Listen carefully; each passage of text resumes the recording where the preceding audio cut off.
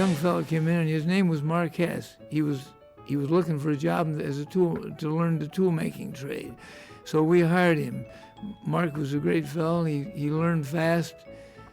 He spent about 5 years with us. About that time, he came to me one day and said, "You know, Dick, I've enjoyed working here, but I'd like to move on to another shop and learn something from some other people." But he had one goal in mind, that was to get his education, to learn the tool and die business, and to go out and establish his own business. I think Mark felt that maybe he didn't really want to work for a large company, and he was going to have to make a decision. And he came to me and said what was my opinion of him going into the tool and die business. And I told him it was a tough business. And after some chats with him, I could tell that he pretty much had his mind made up anyway. He wanted his dream. So we sold our house, moved back to Shelby, and started renting again, and applied all of our money towards the business. I suggested that he see the people at Braintree to get some advice on how to put a business plan together. And I work with a lot of people that have a dream, and I advise everybody to pursue their dreams, but you need a script. There has to be some pattern to follow so that you know when you've gotten there. And I think Mark exemplifies the type of putting together training and ideas and abilities and characteristics and saying, this is where I would like to be. He wanted us to realize from the very get-go of the beginning of the company that we were like part owners to that, meaning we took ownership that everything we did had to be at a high quality. And I believe his company grew so fast and so well because of Mark's attitude in that and his outlook in the business world of saying that quality's first. Well, you have to build a quality tool in order to stay in business. We always are stretching ourselves to help the customer get the product that they're wanting and go beyond what their expectations are. We have 8 employees, and we are a team, a true team, and we all have our own strengths and weaknesses, and we try to put aside our weaknesses and build on our strengths. He likes to kind of oversee things and see that puts a person that's capable of doing it on the job, and then helps to get them started, and then allows them to go ahead and use some of their creativity, or gives them freedom to come up with new ideas and to do what they need to do to get the job done. As I look at Hess, I see the quality of people that he's trying to bring into the shop, but also the quality of work that's going out of the shop. I think Mark and I both agree that in order to be competitive in today's world economy in the United States, you have to use technology to your benefit. We cannot compete by just throwing people on a job.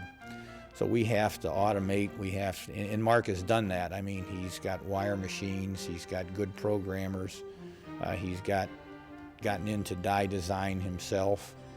Mark is very aware that he has to be on the edge of technology. When I first met him 4 years ago, one of the things that he mentioned was statistics showed at that time tool and die shops would be cut in half in a few years. And the reason being is because of competitiveness. And going into the tool and die business at that time, Mark shared with me that he went out on a limb to get state-of-the-art equipment early on so that he could be competitive early on and stay in business, that he didn't plan on being out of business in 5 years. An entrepreneur is a risk taker, and part of risk often involves debt. And it's difficult to grow at a steady pace and still be risk averse. And I think Mark represents one type of entrepreneur that realizes that's just a necessary part of the role, is taking on debt, stepping out on the limb, having that temporary vulnerability or exposure for the long-term good. Braintree's been a great help. We wouldn't have been able to start our business and prosper as quickly as we have without their help. It's more than just inexpensive rent, but the network of people that are associated here at Braintree has been the key to helping us in every aspect of our business. Mark has played a major role in mentoring other businesses, in being a role model. With Mark being in business before us, he helps us out tremendously with the problems that we face day to day by being a new business and a young business. He's already went through these problems, and he helps us as a mentor that way. We exchange solutions. There a lot of times, and it's usually Kahara asking Mark, give us an example of how you would handle this situation. They do help each other, and you take somebody like Mark, he can help Kahara, he can help some of the other people in there that are going to build those companies. Look how many companies started out. Shiloh started out in a lean-to over in Shiloh, and that's the way I look for Mark's company to grow and grow and grow. And one of these few fellows that has carried out his real dream. His dream, of course, was to start his own business. He's been very successful at it, and he will continue being that way. I think he's a real credit to the city and to everyone around. No matter how busy he is, he's willing to take the time to give you a hand and help others around him. He's real. He's not one of these people that put up a mask at work, or he's their boss. But I don't see from where I stand, on the outside looking in, so to speak, that he's a fake. And I have to say this because I've had two people since we've been at the incubator, two separate people, that after meeting him said to me, you know, that Mark Hess is the nicest guy that I have ever met. And it's true. He really is. And with that, he's still firm in what he expects out of his men. And I think that they really, really respect that. Family's first for Mark, not only in his life, but in his employees. And Mark will tell you that over. Mark is a wonderful husband. He has a wonderful wife, Pam, and his two children. When I think about Ryan and Ashley, they are just so full of joy, so energetic. If I am the best entrepreneur in the world and I fail at my family, I didn't succeed.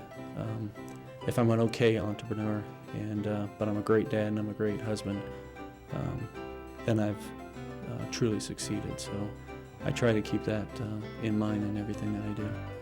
The business is just a way of making a living. He's more about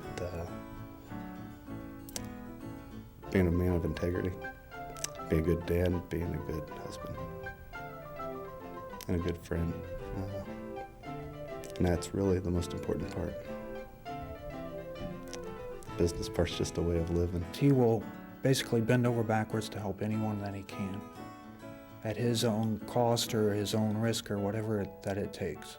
The one thing that I've learned that is if you help enough people achieve their dreams, your dreams will come true too. He's a straight shooter, and his word is great.